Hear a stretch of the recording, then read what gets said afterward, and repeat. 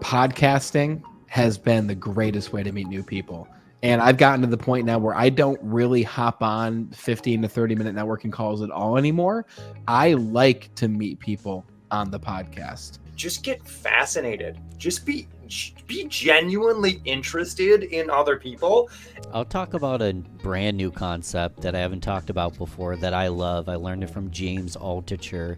He calls it plus minus equals. Networking should be an intentional way to build your community. Welcome to the Lunch Break ABCs. This is episode number 14 of Lunch Break ABCs. As you know, the topics we talk about here, all of us together, are voted on by you and only you. We talk about what you want to hear about. And today we're talking all about how to effectively network in 2024. You might be saying 2024 is not here yet. What are you talking about? It's coming up soon. At first, we're like, how to network in 2023? And then Ben brought a good point. He's like, 2023 is over, bro.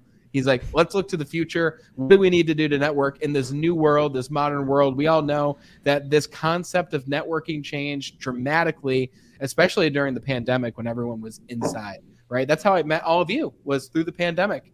And today we're going to talk about what does it look like moving forward? Is it a hybrid? Is it still all online? Is it all in person? Is it based on what works best for you? We're going to talk about how to network, the benefits of networking.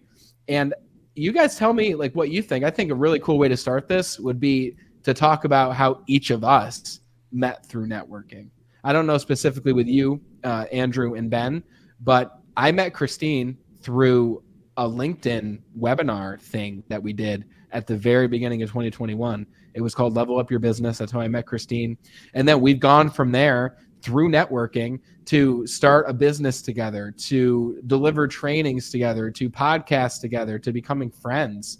And then Christine did what she calls a networking bomb, which I'm sure we'll talk about. And that's how I met Ben. And then through Ben and doing the show, that's how I met Andrew. So we're only here because of our topic today. So that just goes to show the power of networking. So how did you guys want to give like a rundown on how you met? Was it through networking or how did that come? I'll give my rundown. So I started a podcast. It's been about 2 years now. So that was 2021. So started it and it was kind of just looking in my immediate network for people that I could bring on to interview. One of them was a person who used to be a former personal training client. And so sat down, kind of had a little kind of breakfast with her, kind of chatted with her a little bit. And she's like, hey, like just just the way you are, your energy, the podcast you're talking about doing, you remind me of somebody that I already know. So the lady's name's Kristen Fragnoli. And she's like, you got to meet this guy, Ben. I think you and Ben would totally hit it off. You guys got to connect. So it started by me networking and just reconnecting with a former client and her recommending that I connect with Ben. And as we know, I think all roads lead back to Ben most of the time. And so I got connected with Ben, and then Ben's kind of opened my world and connected me with all kinds of people, you guys included. So that was kind of how I got in touch with Ben. Yeah, and I'll jump off on that. I met Kristen through my podcast. I forget who nominated her, but I had a guest on my show, and I utilize the podcast as a networking tool. I'm having great conversations with business leaders. Let's just punch record and record these conversations while we network and get to know each other. And Kristen was introduced as a nomination for the show.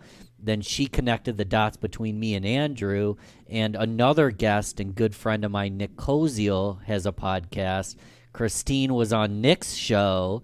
Mm-hmm. I recall listening to that episode. I think he made that intro. I could be wrong, but I'm pretty darn sure Nick made that intro that led to Christine making that bomb where I met Brandon, and it's like an infinity loop of great people meeting each other. It's brilliant. It's cyclical.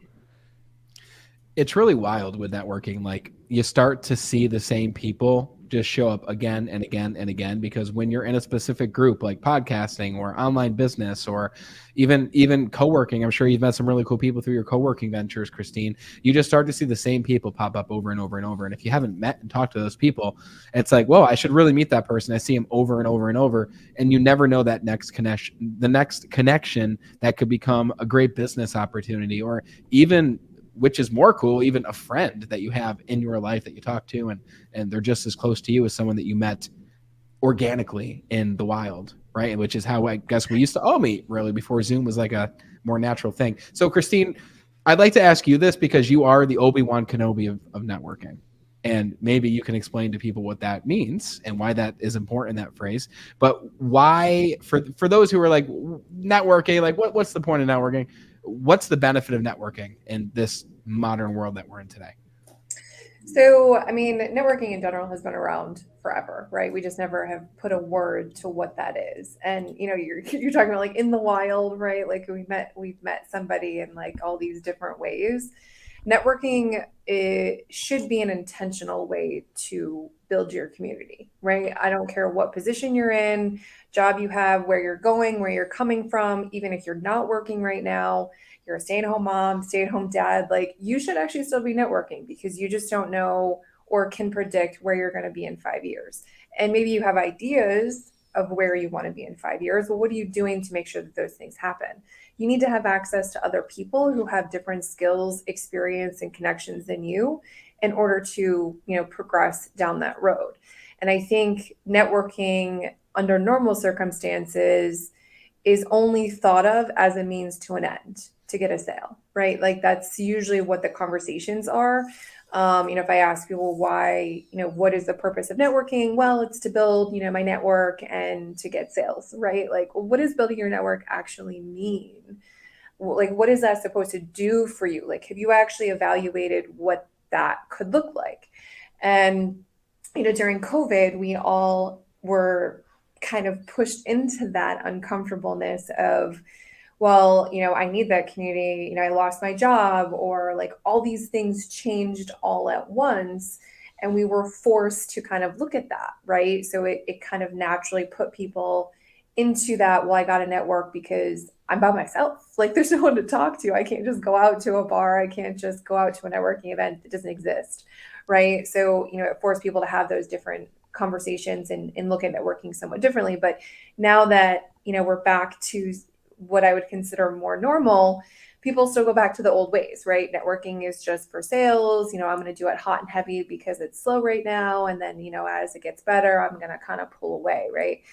No, you should be networking all the time, consistently. The tortoise and the hare type situation, right? The tortoise is slow and steady and wins the race. So, going about it like that is super important because you just don't know, like Brandon said, who you're going to meet. You don't know who they know. There is that 6 degrees of separation. It's happened to me over and over and over and over again, from all over the world. Like, it's not even like, oh, just in our small Albany, right? Like, I've had people from other countries in drastic time zones introduce me to people in other parts of the world, who already knew me, or like there was 3 people different, from that introduction. So you just don't know, right? Like if you want access, if you want growth, you need to constantly be meeting new people. And it doesn't mean like, when I was a financial advisor, I was having like 25 meetings a week. Like that's crazy. You don't need to do that. But you should definitely, in a given month, you should have met a couple new people. And when you have those conversations, hopefully you're having impactful conversations so that they can continue talking about you, so that circle continues and those ripples continue. So let me just throw out there the way that I thought about networking and still, to a point, think about networking. I'm an introvert who performs a role in business that requires you be an extrovert in a big way. So I can turn on that switch and be an extrovert when needed. But when I think about going to a networking event, even sometimes if it's like a Zoom networking event, like I'm going to be honest with you, Ben, when you invited me to the Grow Getters, which I think that, and I've been a part of probably close to 10 networking group calls, some more than others. I think that you put on the best networking event that I've ever been to, especially virtually, because I've never been to one of yours in person. I think Christine does fantastic in-person events, but you throw a fantastic virtual experience. And I'll tell you why you did in a few minutes here. But even when you invited me to do that as a speaker, I was like, awesome. I love speaking to people. I love doing activities like that. No problem. But when I noticed that there's 2 time blocks for networking, a part of me tenses up. And I'm like, ooh, I'm going to have to talk to people in a room, right?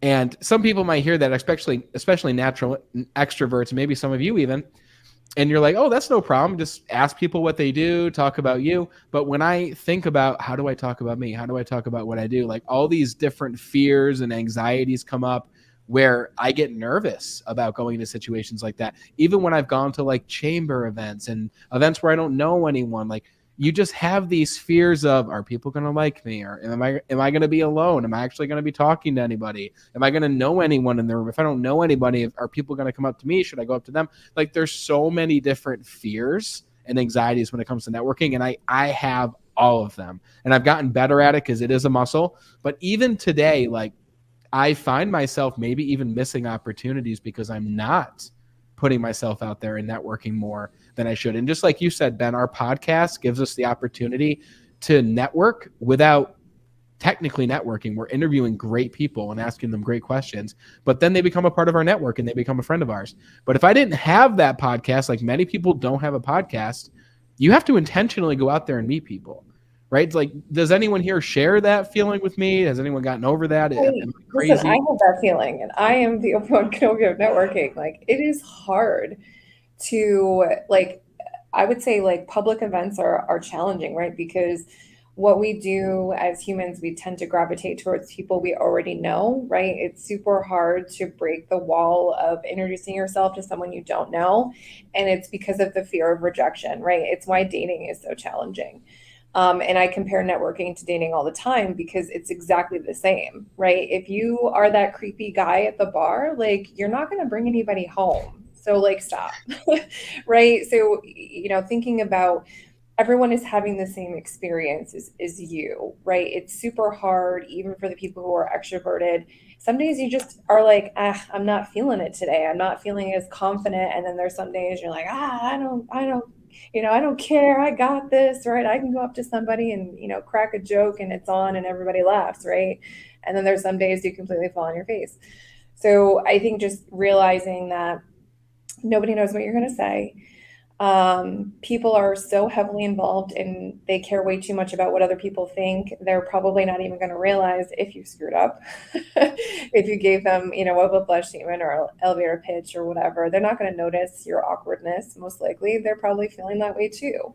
And I think knowing that is a little bit helpful going into a networking event that a lot of people are here because they're like, I have to get out. But taking that extra step to network and mingle is hard. But I think knowing that other people are having that challenge too can give you a little bit of a breath of fresh air. Like, no, it's okay. We all have a hard time with this. Just go and have a good time. I usually recommend people approach events as a barbecue.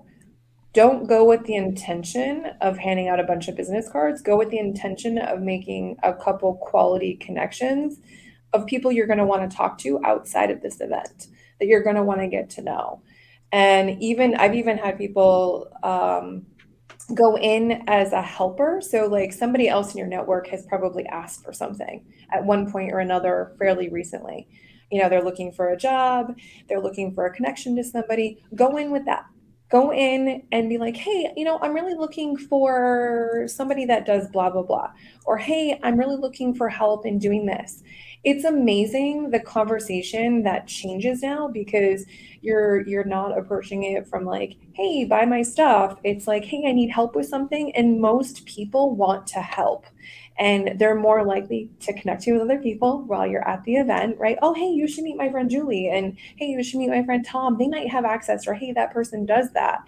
And not only are you getting those introductions, but it's not like, hey, you should meet someone because, hey, they're going to sell you stuff. Hey, you should meet someone because I think they can help you.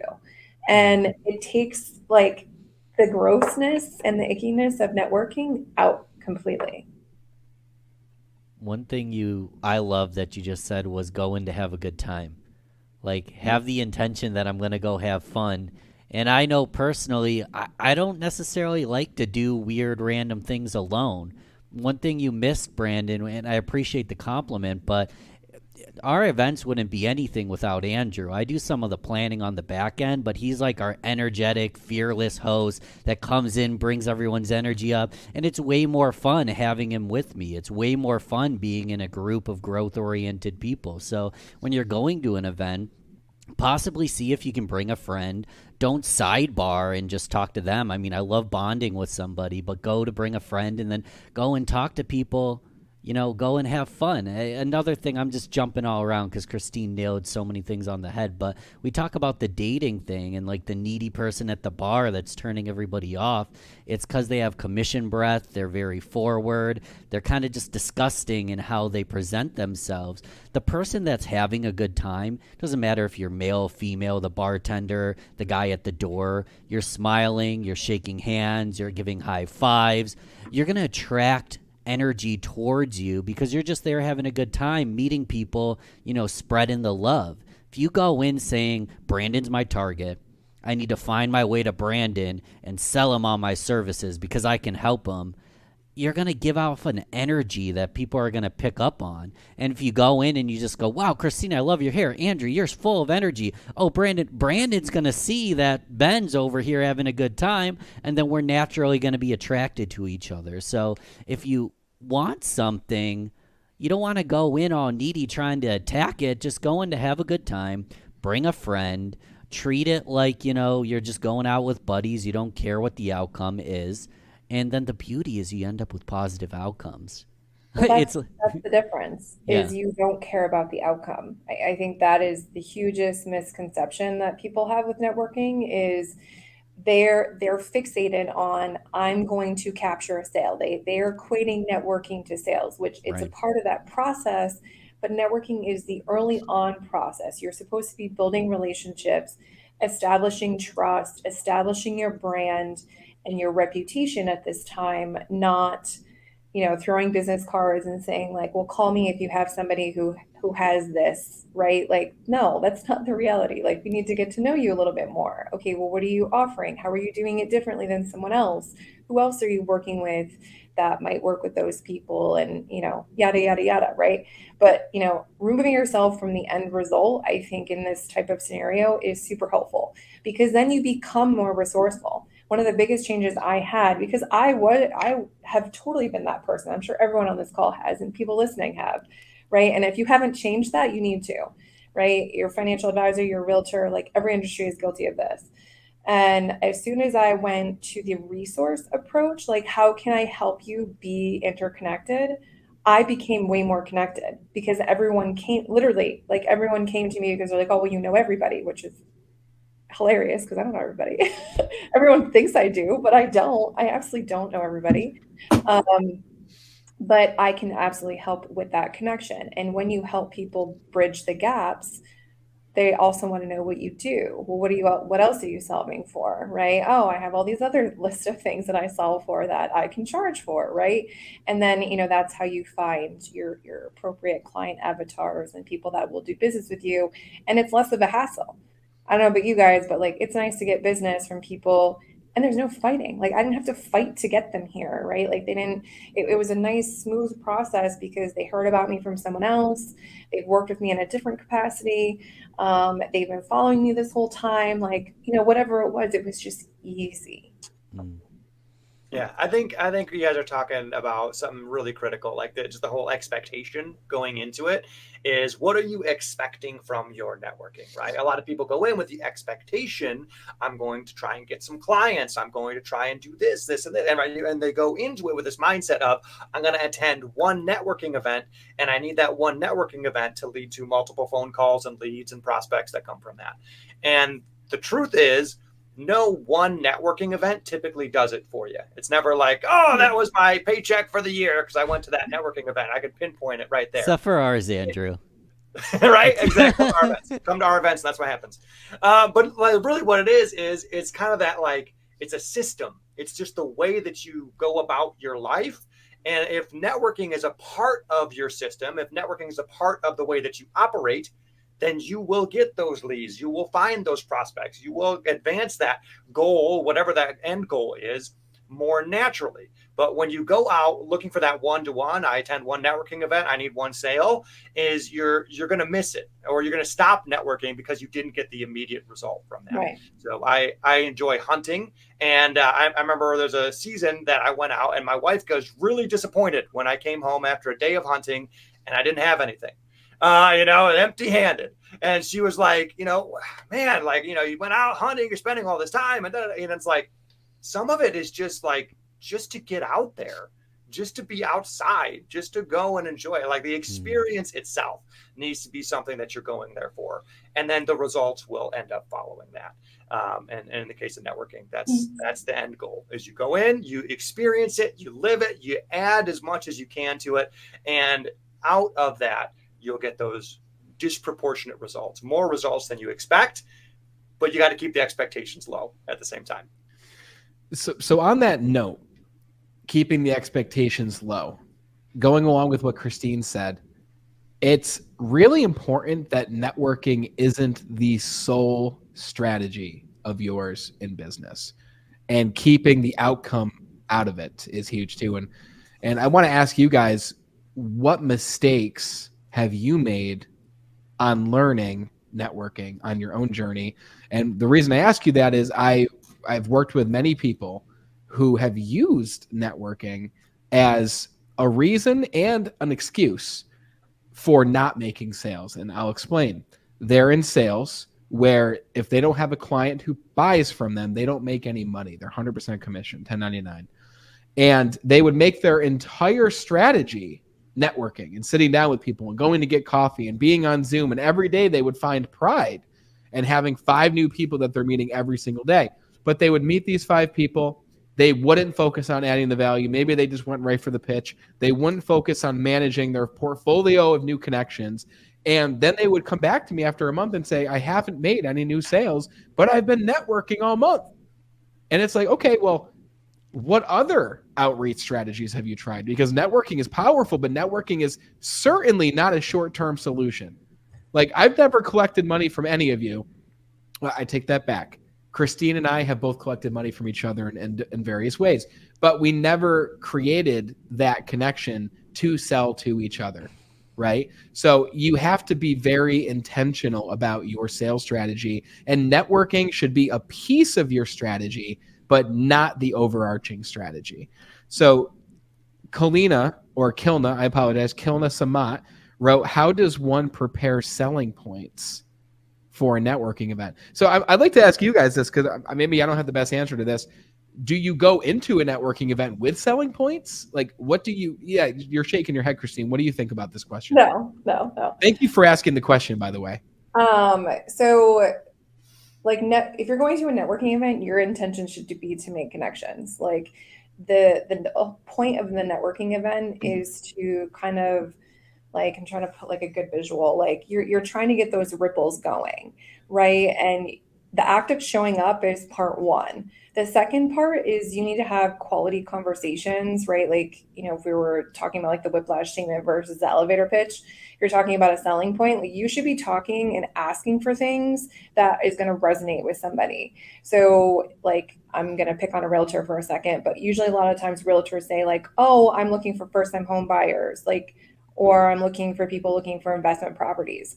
Well, under normal circumstances, those aren't conversations going on. Like, no one's raising their hand and saying, oh, I'm a first-time home buyer. Like, that's not happening in normal conversation. Hello, my name's Andrew. I'm a first-time home buyer. Yeah. Exactly. Hi, my name's Andrew. I don't have any insurance. Are you an insurance? Yeah. Exactly. I need life insurance, right? Like that. Those are not things that are happening. But what is happening are the things that are leading up to that point that could solve that problem, right? So somebody that I would label as like a first-time home buyer, what happened to turn that? Maybe someone died. They got married, they had a child, like they graduated from college or they graduated from graduate school, right? Hey, I'm looking for people who are recent college graduates. I'm looking for, people that are in HR. I'm looking for people who are career coaches. Like, those should be the better asks if you're at like a networking event, or having those networking conversations, because that is going to yield the quality connection and potential sale that you are looking for. So going back to the original question, how do you prepare selling points? You should understand fully who your client avatars are, to the point where you can give 3 clear words, not sentences, not stories. I'm looking for somebody who has an Amazon addiction, is really far up in their company. They make really good money, but they complain about where they're at financially. Like those are things that are very easy for someone can pick one of those things and remember that, and they're probably going to hear about it, right? Because people say things all the time that absolutely can lead to anyone for any type of service or product. But I don't think people are not approaching it that way. They're like, oh, I want to work with somebody who, financial advisors are guilty of it, right? They have $250,000 in the bank. Cool. But how am I going to know that? Like, is anyone walking around saying that? Not usually, no. And if they are, they probably have it taken care of by somebody, right? And the ones that don't, they're not talking about it, right? Like that's not a normal conversation that we're having with friends. Hey, I have, $500,000 in the bank. I don't know what to do with it. Like that's not happening, but the conversation could be, well, what are the problems that they're having? What are they trying to do with the money? What are they unhappy about? Or what are they happy about? What do they want to try? What opportunities are they missing out on because they're not having just, someone helping them manage those things, right? So, it's looking at it completely differently. There should never be a sales pitch or conversation at networking events. It should be who's going to open those doors for me? Who's going to know me well enough to be able to make that connection to that quality person that fills all of the avatar, buckets, and you might have different kinds that you're going to be able to seamlessly transition into a sale without having to hard sell. Like you should never have to hard sell and, strong arm somebody into working with you. One thing I'd recommend, and piggybacking right off that know your avatar idea, is when you describe what you do, describe it in such a way where you kind of start including who you love to work with. And as you're describing who you love to work with, a lot of times people describe it this first way. They'll describe it in such a way where someone says, oh, there's definitely people out there that are like that. What you want is when you finish describing it, someone says, oh, you need to meet Ben, right? Because that's what happened in a networking conversation I had. We got to have a great conversation. You know who you need to meet? You need to meet Ben. Right, because of the way that I described stuff, because of the way I talked about the podcast, because I talked about what I was trying to do, bing, bing, bing, bing, bing, right? Alarm bells went off of like, this is the person, this is the ideal person you need to connect with. And so that's my biggest recommendation is when you describe stuff, they don't think in general, they think specifically. They know exactly who you're talking about that they know. That's why keywords are important for that. I'm going to jump off with the keywords. I've got two tangible points, and it starts with generally in a conversation, I don't like to do a ton of the talking. So I'll literally say, and it's a canned line, like, I host a podcast. I've been talking all day. I'm a little tired. I don't even know why I'm here. You tell me why you're here. What's up? What brought you here today? And I'll pass it to them. If they're like, hey, what do you do? I'll be like, I host a podcast, but I've been talking all day. Tell me about what you do. Tell me about what brought you here today. Then I'll get them talking so I can understand who they are, who they serve. And this is sales, really. Understand who they are, who they serve, why they're there. Then when I talk, I can tailor my response around them and the network they're building and not around me. And again, it's sales, but it's not salesy, super casual. I like starting with like a sentence like, how. Like, how business owners get stressed, they're out of time, but they're trying to scale their business with more money and trying to figure out the online world. We make that simpler for them. Something like that. Like, I'm an online marketer. You know how businesses, they're trying to save time. They're trying to make money. They're trying to scale their business. But with AI and all the technology, the world's getting crazy. We just help with that. And again, it's kind of an elevator pitch, but it's not like super pointed. It's not super aggressive, but it explains the three main categories like Christine was talking about, the three main categories that you can help with. And then you can kind of tailor that around who they are because a realtor is going to have a different reason for being there than a C-suite executive. And you can tailor the response. I mean, if I'm talking to a C-suite executive, I just say, how you've got to manage a large team, but your company still wants to get the impact to the people that deserve their product, but there's the executives like crazy busy. We help executives take marketing off their table so they can go and impact more people. Again, that needs a little bit of workshopping, but based on who I'm talking to, I just kind of swap it based around how I can help them. But I don't know what's going to come out of my mouth, and that's why my examples are kind of half-baked. I don't know what's going to come out of my mouth until I hear what they do, why they're there, what's up, and then I just tailor my response on how I help people like them. One thing I would recommend is, and this will kind of be my final point on kind of the one-to-one style networking, is just get fascinated. Just be genuinely interested in other people. And again, kind of like Ben brought up this word, and I love this phrase, commission breath. I've got to use this elsewhere. It's hilarious. But you can smell it. It stinks. And so if you can go in, though, and just be genuinely interested in other people, number one, that shows up. People recognize that and they gravitate towards that. And then this question right here is how I have almost all of my conversations. That's really cool. Tell me more about that. Or, and just literally just whatever they just said, like just dive deeper, and like not in a fake way, like, oh, you're talking about motorcycles. I don't like motorcycles, right? So if someone's talking about that, I'm not going to get all that interested. But if they brought up something else that was interesting to me, and I also found it interesting how excited they were about it, follow it, follow their passion, follow their excitement, follow their energy. And guess what? It guarantees a great conversation, because they are good conversationalists on stuff that they know a lot about, on stuff that they're passionate about and that they're excited about.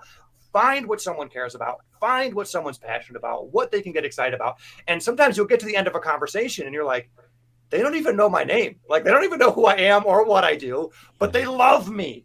We had a great connection. And guess what? I can share more about me and more about my stuff in maybe a future conversation, in a follow-up call, in some other time when we want to connect. But now what we've done, though, is we've made a great connection.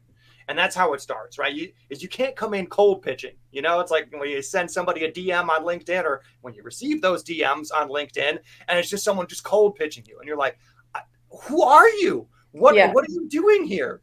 Right? There's no connection first. Is connect first, and then start escalating that relationship. Then start bringing it somewhere else from there. Best way to connect is tell me more about that. You don't want to pitch slap people, is what they call it. Pitch slapping. Hey, nice to meet you, spa. Then you breathe in their face with your commission breath. I would add to Andrew's tip. So if you are out networking and you can kind of really be genuinely interested in, what people have to say, if you actually get really good at networking, you can make introductions right then and there, because they're going to come up with stuff, like they're going to start talking and rattling off, and people are going to start popping into your brain. And I would highly recommend making introductions right then and there. It gives you two things. You're going to have access to them on LinkedIn. Hopefully they have a LinkedIn profile, or you're going to get their phone number right then and there. And you can make a live connection. So you've done a couple things, right? You have their information for future follow-up. You've also provided value without actually asking for anything in return. Because of the connection that you made, either via text message or like a LinkedIn DM. And I will try and do that at events, and it's highly impactful. Like, I literally had, I've had people, they're like, oh, you're the one that gives 15 introductions at a meeting. And I was like, yeah, I can do that. And some people, like, they've met me just for that reason, because they want access to my, to my circle. I'm like, listen, like, I'll give you access, but I can't say if other people are going to kick you out, right? This isn't just about sales. It's about, there's quality of relationships and, finding people that might really connect really well. Like, how Andrew connected with Ben, because somebody was like, hey, they have similar personalities, or they would feed really well off each other. I think that would work out perfectly. And that's what happened to Brandon and I. We were introduced because of Brian Rollo, and it just kind of, I don't even think we met prior to that event, or if we did, it was super briefly. And then, Brandon and I talk all the time, right? So you just never know. But adding value and being that resource is also a huge way to have people remember you.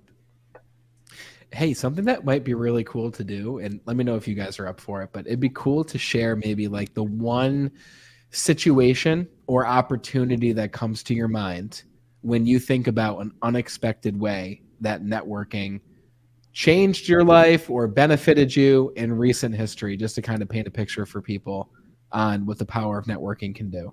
Do you think that's something that we can do? Oh, for sure. I'll pick this up. Okay, cool. So I mentioned this on I think one of our previous episodes, but the last 2 jobs I've gotten came from networking, and specifically networking through podcasting. And the second previous job, so first job was at a Chamber of Commerce, actually. And so it's kind of starting my podcast, and like right around the time I met Ben was when I was reaching out to other people, and I reached out to the guy that ran the local Chamber of Commerce. And so I was like, hey, want to get connected? He's like, hey, super busy, follow up with me. Great, followed up with him. Hey, I'm still really busy. But, I kind of looked at your profile, kind of checked you out a little bit. I've got a job opening. You're interested in talking about that? And I was like, yes, I am. so we chatted and ended up taking that role, and it was awesome. And then again, podcasting, getting to know other people, kind of kept that whole thing running. Had someone else on my show, super interesting, and guy's named Chandler Bolt, runs a company called selfpublishing.com, which is where I work now. And so when I interviewed him, it was purely just education. I loved learning, loved connecting, and I just want to know more about it and help my audience know more about publishing and self-publishing. And often what I'll try to do with certain people that I'm like, I had a really good connection with that person, or I didn't quite have the connection I wanted to, but I want more. So he was one person I'm like, I want more. And so I kind of made him like a priority on my LinkedIn profile, and like just kept following up with his posts. Like I like them, I try to share them, or, the next week he shared one of a job opening. He froze right on the And then hook. Next week he had another job opening that he posted about. And did I freeze? I thought it was You're back. You're back. pause. back. Okay, I'm back. Dramatic pause, and I was like, dude, this is expert level speaking right here. Love it. I love it. Where did I freeze? I don't even remember. You got froze it. where you said he shared a post of a job opening. Oh, yeah. Then pause right there. And I was like, so he shared a post of a job opening. I connected a couple of my friends to it. And then the next week he shared another job opening. I checked that one out, and like, ta-da! I'm a perfect fit for that role, right? Applied, end up getting the job. And so for me, I wasn't looking for any of those jobs. That was not on my radar. It was not something I was considering. But it happened because I was networking. Those were just doors of opportunity that just swung open just because I was connecting with people, adding value, and trying to be helpful. That's a great story. And look where it led you. You've been doing that now. How long have you been in this role now? It's been a year. So this current role, about a year. Actually, a year as of the 31st of this month. So Halloween. Awesome, dude. So yeah, 1 year. Congrats, brother. That's huge. What a cool story, though. So you're from a social network, from networking. That's amazing. So I'll share one real quick. So I had a customer recently. So I'm in sales. I've been in the same sales business for 11 years this November, which is really cool, since I was 18. And I had a customer come in. It was a wife, a husband, and her 2 kids. And they came in, sat down at my desk, and they wanted new phones. So we're talking about all the things, right? And the whole time, the mother was really interactive. The kids were really interactive. But the husband, the father, was like sitting back. I had this vibe that he just did not like salespeople. So he was just like sitting back the whole time like this. Whenever a decision had to be made, he was the decision maker. So she would look at him and he'd be like, he would nod his head if it was okay to do something. Anyways, time goes on. I help them. They leave. Next month, they come back in. They help the rest of their family. They leave. They come back in the next month because they had a problem. Okay, so now 3 months have gone by. I expect nothing, right? They have a problem. Not a big problem, but easy for me to fix, but a big problem for them. I fixed the problem. They were over the moon about it. They're like, thank you so much for fixing this. However we can help you, let us know. And they left. The next month, I get a call. It was from this guy who was at my desk with his arms crossed, everything like that. And because I was slightly intimidated by him and didn't know how to properly read him, I never asked him questions about him, about, are you in business? What do you do? Things like that, which was my mistake. But he called me and he's like, hey, Brandon, this is, I'll say his name is Joe. It's not his name, but this is Joe. And you took really great care of me, my wife, my kids. He's like, I was going to put this order through on the Verizon website, he said. He's like, it's for over 40 new devices for all my trucks around upstate New York, which is a big deal, by the way.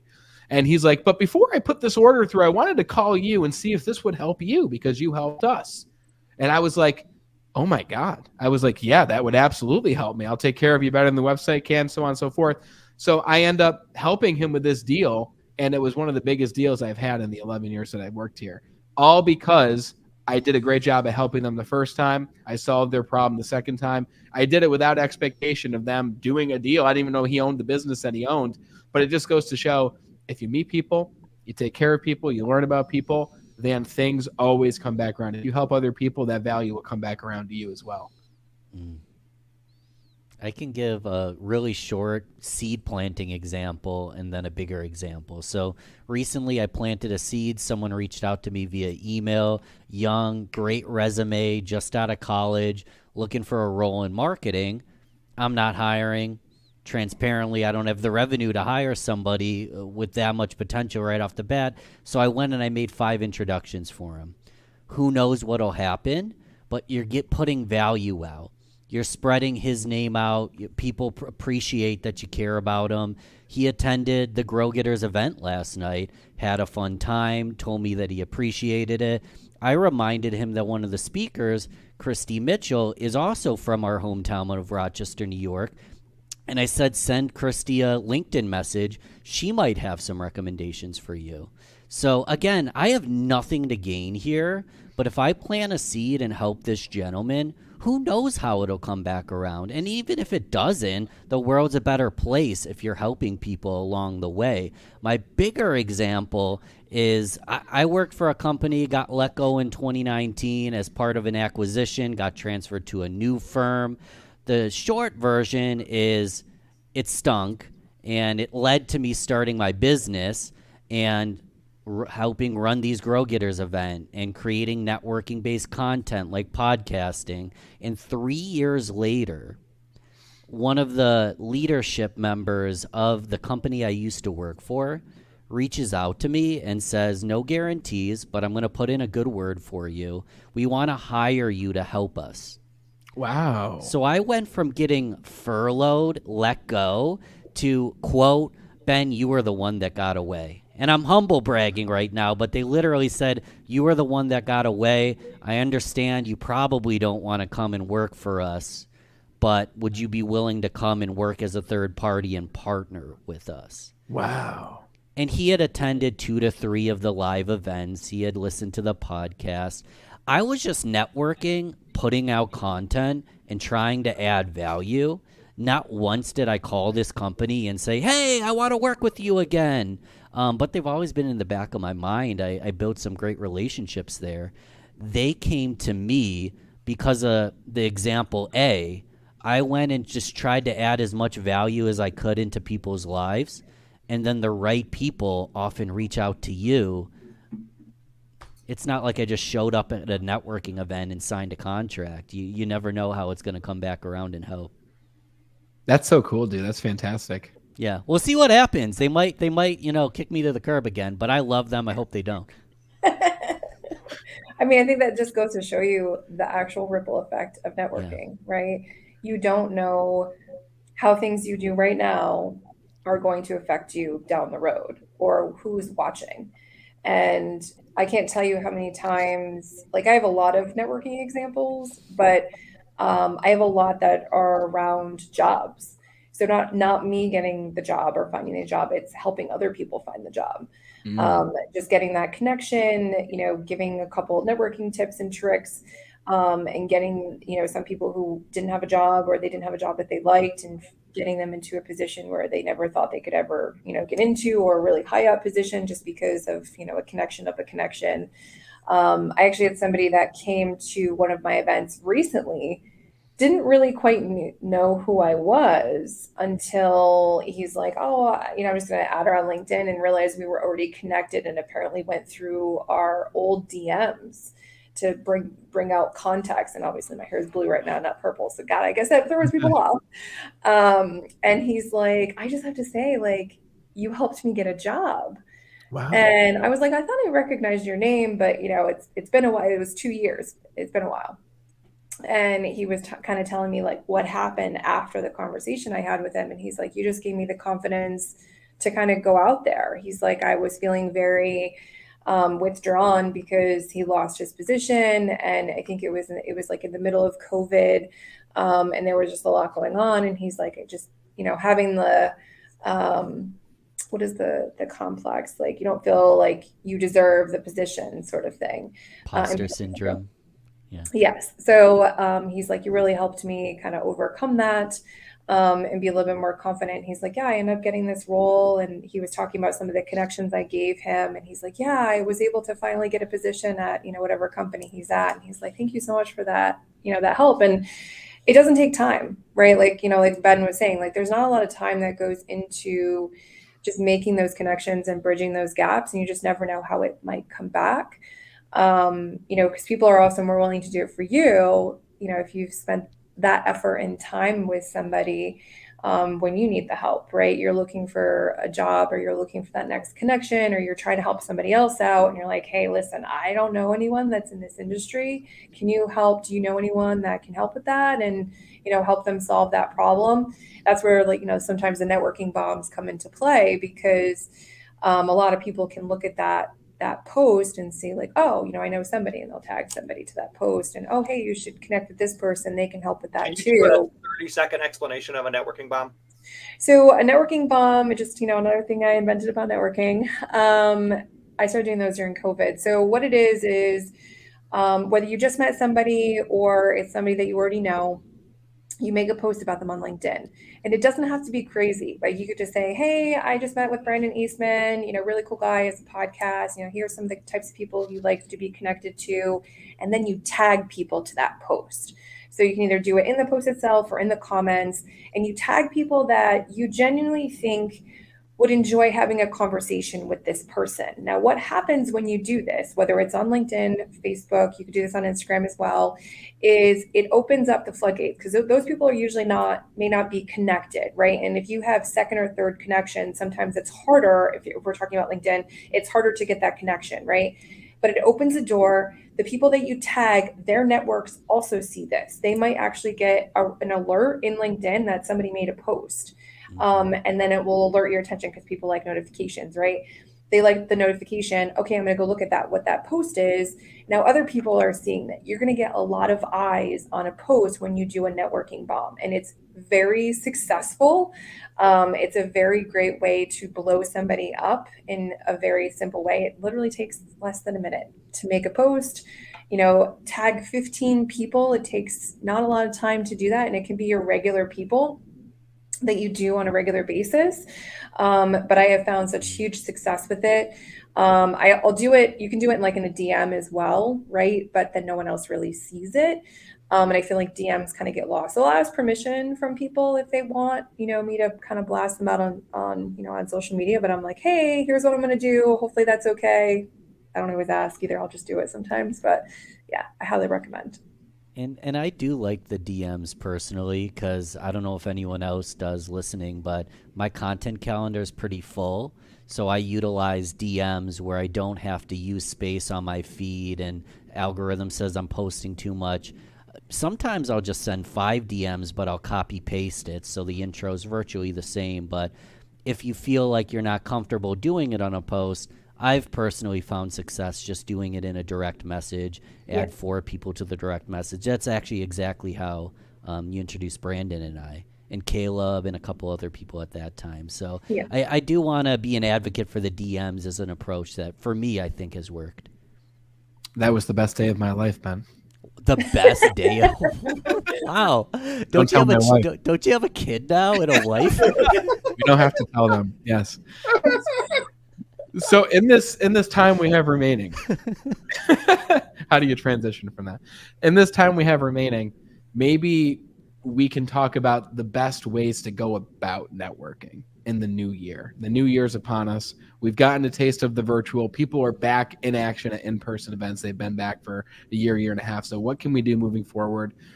And I think one of the biggest mistakes that I made at the beginning is I was very much like that one person, that one client of mine who filled their calendar with networking and just wanted to meet anyone and everyone, wasn't intentional about it, didn't know the type of person I wanted to meet. And I was burnt out. I got to the point where I would see a Zoom call on my calendar and I would say, man, I've been on Zoom for 3 hours today. I don't want to do another Zoom call. I don't want to meet this person. And it wasn't anything to do with them. It was because I misprioritized my time. And what my mentor at the time said to me is, Brandon, I meet a lot of people too. And he's like, and I often get burnt out. So what I did was I chose one day of my week, which for me, it's a Thursday, where I'm able to schedule all of my networking conversations that I want to have. I schedule them for 15 minutes. Some people do 30, some 45. I found that you can cover in 15 minutes everything that you normally would cover in 30 to 45 minutes. There's a law out there. I forget what the law is called, but it pretty much says whatever amount of time. Parkinson's law. Parkinson's law? Yep. Okay. The time you allot for something is how much time you'll take to do it. And it's so true. If you allot 15 minutes and you're very intentional about that, then you'll get talking about in 15 minutes what it would normally take an hour to talk about. So I make all my calls 15 minutes. And listen, if it's the last call of the day and we're having a really good conversation, which often happens, you speak for a little bit longer, right? But people like when you respect their time too. So choosing one day that you want to network and being very intentional about that time is so important. But moving forward, like, what are the best ways that you guys envision networking going? How are you networking now? What are your favorite strategies? I'll talk about a brand new concept that I haven't talked about before that I love. I learned it from James Altucher. He calls it plus minus equals. And a plus is often a mentor, someone you're learning from. A minus is a mentee or a client you're serving. And then equals is someone that's a peer.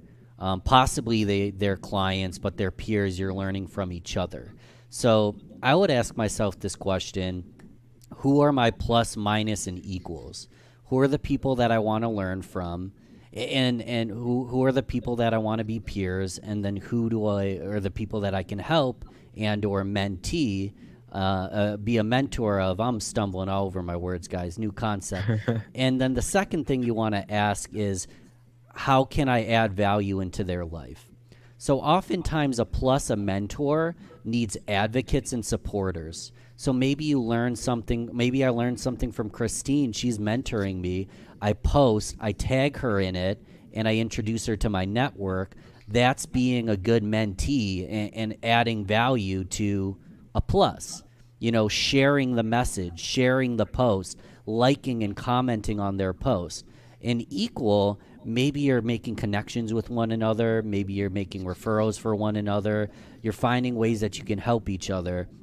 And then a minus, that's a scenario where, again, maybe you're making an introduction for someone who's looking for a job, or maybe you're coming in with your products and services and solutions that can help them and actually serving as, you know, a partner, and they become your client. But it's like, what do my pluses need? It's often for you to be an advocate. What do my peers need? It's often peer support, collaboration, things like that. And what do my minuses need? It's often a mentor, assistance, guidance, help. Every industry is going to be different. Write down who those kinds of people are, what they need, and then just be mindful when you're reaching out to people on how you can actually help add value based on your determined intention.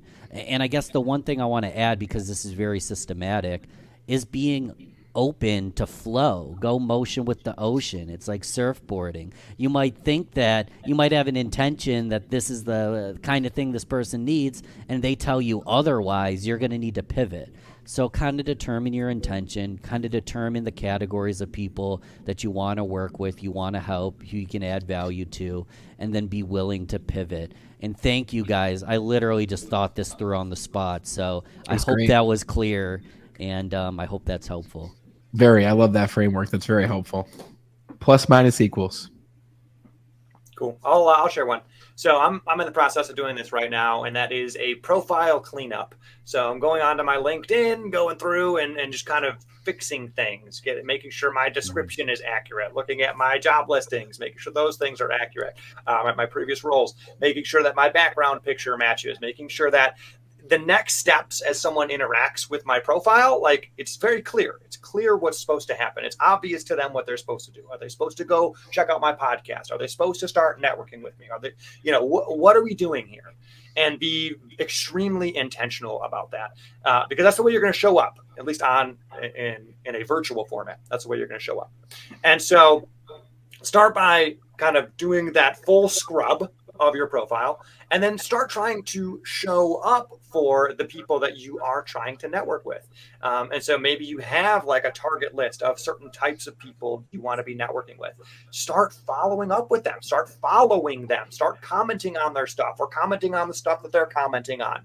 Even just a little, like or a heart or whatever once in a while can be helpful. It puts your name a little bit more top of mind. And that is probably, I would say, step one of at least leveraging LinkedIn as an opportunity to improve your networking game. And I know for all of us, we create content and we also host and run podcasts. And those things are it's like gasoline on the fire of networking. It makes networking so much easier. Because instead of being like, hey, can I pick your brain for an hour? You know what I mean? Everyone would say no to that question, right? But hey, I'd like to invite you on my podcast where we can talk about X, Y, and Z. All of a sudden, it's a totally different game. It's so much easier, especially if you're trying to network your way up. It's so much easier to reach out to people that are 2 or 3 or 5 or 10 or 20 steps ahead of where you are, where you're like, man, this person's totally out of my league. But when you have a podcast, when you have something of that nature, whether it's a podcast or whether you work for some sort of publication, you're a journalist of some kind, whatever it is, even if you're a part-time journalist and you do 2 articles a year, right? You're still a journalist for that organization, right? And now you can kind of use that as your golden key to chat with somebody. You can kind of trade on the name brand and say, hey, I'm a journalist for such and such thing, or hey, I'm a podcaster, I do this. And all of a sudden now, instead of just being Joe Schmo, you're now a person that has access to something that they don't have. You're a media person. You can then put them and their brand in front of other people. And when you can do that, it makes it so much easier to connect with people that are out of your league. And I always use this example. You look at someone like Tim Ferriss, who at the start of his career, he did a couple weird things, he did a couple of Guinness Book of World Records, a bunch of random stuff, but it was really his podcast that set him apart. And so he created this show and he's reaching out to these people that are totally out of his league, but he's one of the first people that was really all right, I'm back. I had to have a dramatic pause again. He said he was one of the first people to. Got it. He's one of the first people to start really leveraging interview-based podcasts in a way where he's reaching up to other people that are out of his league. But now he's a household name. He is one of those people that's out of other people's leagues, right? Where you look up to him. But it started as just this kind of random guy going out there and providing that media appearance for people. So those would be a couple tips I have is brush up your LinkedIn profile. Make sure you're following and connecting with those people on there that you're meant to. And then the other piece is get yourself a golden key like podcasting or content creation. And it is so much easier to do the reach ups and the reach outs. Podcasting has been the greatest way to meet new people. And I've gotten to the point now where I don't really hop on 15 to 30-minute networking calls at all anymore. I like to meet people on the podcast. And I know that some people say, well, I like to meet my guest first. That's great. I still do my research on that guest. I make sure that they'd be a good fit. I make sure that their topic and what they do and talk about aligns with the show. But it's been fantastic to meet people, have the same conversation almost that you'd have if you did meet one-on-one, but now everybody gets to tune in and learn from this conversation. And like you said, Andrew, now you're promoting that person, you're helping to build their brand. At the end of almost every one of my shows, the person always says, how can I help you? Who can I introduce you to? Because you are then a media channel that's getting them in front of even just 1 or 2 other people. And as your show grows, it's even more people from there. And then you can go many different avenues to meeting more people. And then your guests say, I want to introduce you to this person.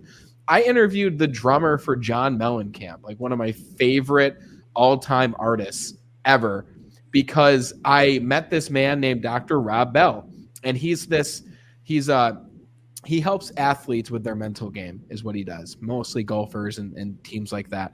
And he had a book that I read because he sent it to me before the podcast. And the foreword of the book was done by this drummer for John Mellencamp. And I was like, whoa, this guy sounds awesome. I love Kenny Aronoff is his name. And he's been the drummer for many people, John Bon Jovi, John Mellencamp, CCR, Creedence Clearwater Revival, a lot of different people. So imagine if I want to talk to those guys, who am I going to reach out to? I'm going to reach out to Kenny. But I had him on the show. He's doing the show in his recording room with all his platinum records behind him on the wall. Super cool. And it just makes me know, like, I wouldn't have been able to talk to him if I didn't have a podcast to offer him. So a podcast has allowed me to meet really cool people that I otherwise wouldn't have had a chance to talk to. I'm not saying go start a podcast, but it's certainly a really good way to both meet new people and network, which I guess they both go hand in hand. How about you, Christine? You've already dropped a lot of bombs here today. Do you have anything else? So I would say, on your networking journey, don't assume everyone's going to be at the top. So when I teach like networking coaching, I actually use the triangle as an example.